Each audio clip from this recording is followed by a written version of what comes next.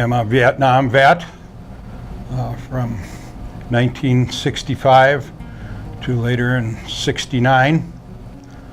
I was a helicopter pilot and did search and rescue. When I got out of the service, I became a law enforcement officer because it seemed to help me deal with the situations I had when I was in the service. Unfortunately, as the time went on and I physically couldn't do it anymore, I had to stop being a police officer, and I noticed that I was having trouble dealing with just regular things, and I asked my doctors at the VA, and they suggested that I should probably get a service dog because he could help me out with some of my problems, such as my PTSD, my medical problems, and trying to live a normal life. My dog does for me. He reminds me to take my medication, and people wonder how that works. And a lot of times, if you feed your dog at the same time that you get your medication, it's a win-win for both. They get their meals, and I get my medication. When I'm depressed and I feel down, my dog will run over and get it in my lap and lay his head against my shoulder and just stay there until I calm down. They say that he can feel the beating of my heart at a rapid rate, and when it slows down, he gets down.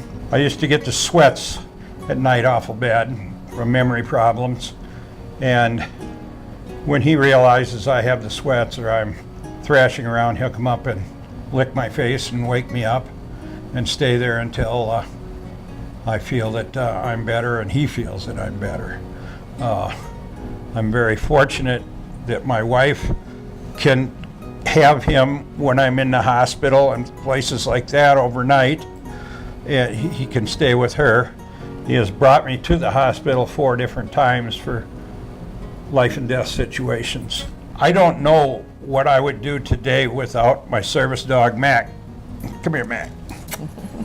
And he brings such security and such love to me, and he doesn't ask anything of me but just give him attention. I recommend that every possible vet, if he needs it, get a service dog, because what he's done for me, he can do wonders for others. I know he even helps my wife now and then. They kind of take on the problems of the family, and she has medical problems and he monitors her. So he's working 24/7, and we just love him to death. And I know I couldn't live without him. When Ken first got Mac, or before he got Mac, I felt like I had kind of lost my husband. He wasn't the same man that I had married. His PTSD had gotten worse. His anxiety had gotten worse. He wouldn't go into a store with me. He didn't like to go out to eat. He didn't like to go to the movies, didn't like to do anything. Once Mac came into our lives, that changed. We now travel and do some other things because Mac is there to help him with his PTSD, his anxiety. I don't worry as much at night anymore when he dreams because I know Mac is there to wake him.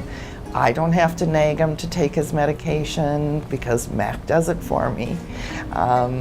Mac has been the biggest blessing in our lives, and Mac has given me back my husband and my best friend and my soulmate.